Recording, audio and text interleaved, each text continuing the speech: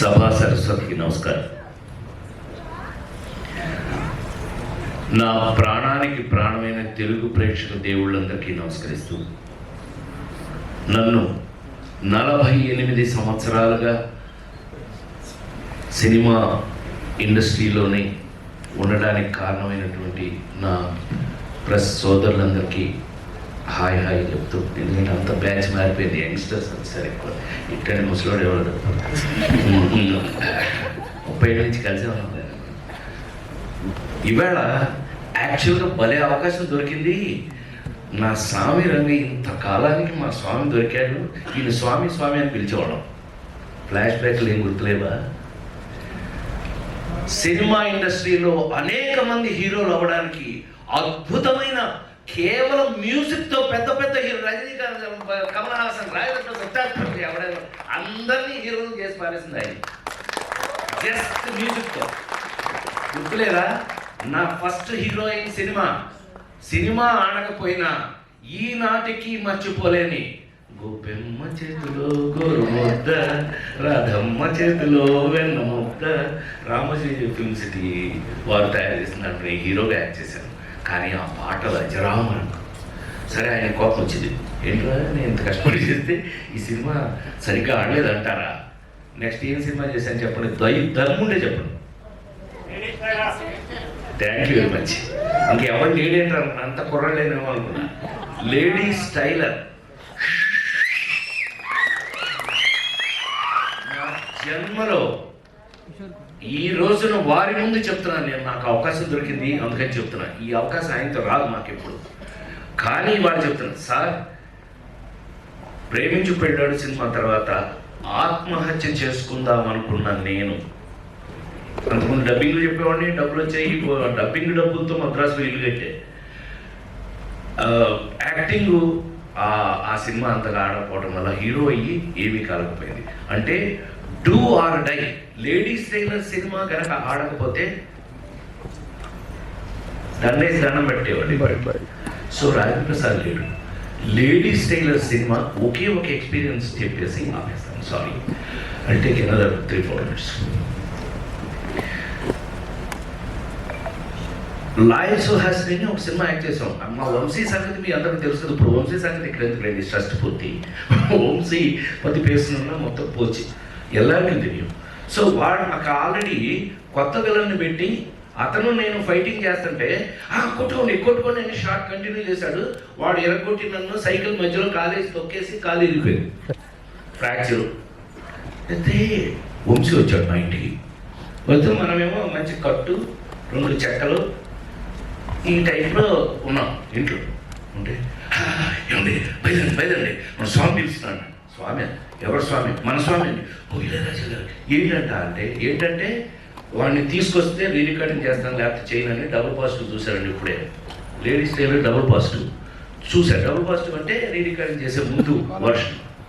అదేంటి అన్న, వాడిని తీసుకురా లేకపోతే నేను రీ రికార్డింగ్ చేయను అన్నాడు.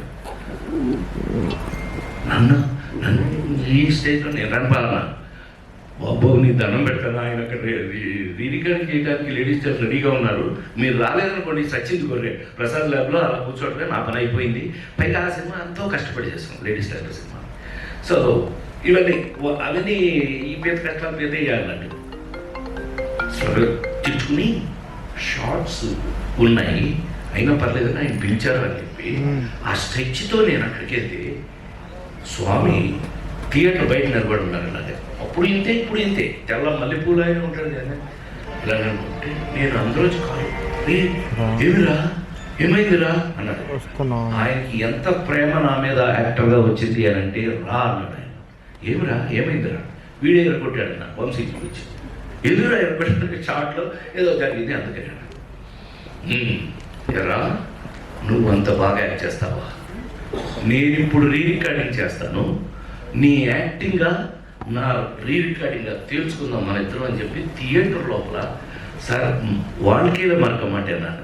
எனக்கு ఒక స్టూల్ పోతే నాకు ఒక స్టూల్ వేసి ఆ ఎదురుగా ఉన్న మ్యూజిక్ బోర్డు ఎదురుగా ఒక స్టూల్ వేసి సోఫాలో కూర్చోక్కడ అని చెప్పి కాలు దాని మీద పెట్టించి 3 రోజుల పాటు లేడీస్ స్టైల్ రీ రికార్డింగ్ చేశారు సార్. అప్పటికీ ఇప్పటికీ ఎప్పటికీ అందరూ మీ అందరూ సంఖలో ఇళ్లలో అన్నిటిలోనూ ఉంది. ఆ రోజుల నుంచి తెలుగు సినిమాలో మీకు అందరికి బాగా తెలుసు, నాతో పాటు చిరంజీవి గారి సినిమాలు కూడా ఆయన తెలుగులో మీరు ఎన్ని సూపర్ డూపర్ హిట్లు మీకు తెలుసు. అలాంటి మా స్వామి ఇంతకాలానికి మళ్ళీ షష్ఠి పూర్తి, నాకే షష్ఠి పూర్తి, నేను షష్ఠి పూర్తి నిజ జీవితంలో మెల్లిగా ఎస్కేప్ అయ్యాను. 60 అప్పుడు తప్పించుకున్నాను, ఎవరికి దొరకకుండా. నాకు అడిగింది కదా 60 అప్పుడు నో షష్ఠి పూర్తి, నాకు షష్ఠి పూర్తి ఎట్లా పొర నన్ను మా అబ్బాయిలు అడిగితే. చివరికి చూస్తే ఏంటంటే ఈ పవను ఈ రూపేష్ నన్ను వల్ల చివరికి తెలుగు సంస్కృతి సంప్రదాయాలు ఉట్టిపడేటట్టుగా అద్భుతంగా కీరవాణి గారు పాట రాశారంటే మీకు అర్థమైపోవట్లే ఆ సినిమా ఎట్లా ఉంటుందని. ఎంత ఆశ్చర్యం వేసింది మాకు ఆయన తీస్తే. మీకు కీరవాణి గారికి మాకున్న అటాచ్మెంట్ ఏంటో తెలుసా, ఆయన 100వ సినిమా నా సొంత సినిమా. బాబు గారితో తీసిన రాంభట్ సినిమాకి నేను అనుకోకుండా వెళ్ళి ఏమంటే మీరు నాకు మహా ఇష్టం తెలుసు కదా, కేవి మహాదేవన్ గారు ఇళయరాజా గారు ఈజ్ ఈక్వల్ టు కేరవాణి గారు. సో ఆయన ఇప్పుడు తీసుకెళ్ళి పెడితే అనుకోకుండా ఇది బాపు గారితో సినిమా అండి అని అంటే, అబ్బా థ్యాంక్ యూ, నాకు మంచి అవకాశం ఇచ్చారు. ఆయన నాతో అంటే పెట్టి సార్ భలే చెప్తారంటే, ఇలా కాంబినేషన్లో వారితో నేను 100వ సినిమా నా సొంత సినిమా చేయటం జరిగింది. అదొక అదృష్టం. సూపర్ డూపర్ హిట్స్ పాటలు రన్ చేసి. సో ఈవేళ ఈ విధంగా కలుసుకో నాకైతే ఒళ్ళంతా రూపేష్ చెప్పినట్టుగానే 48 సంవత్సరాల సినిమాలు యాక్ట్ చేస్తున్నా. కొన్ని ఎక్సైట్మెంట్లు మనం మారలేవు నాయన, కొన్ని ఎక్సైట్మెంట్ జీవితకాలం భగవంతుడు ఇచ్చిన వరాలు సార్.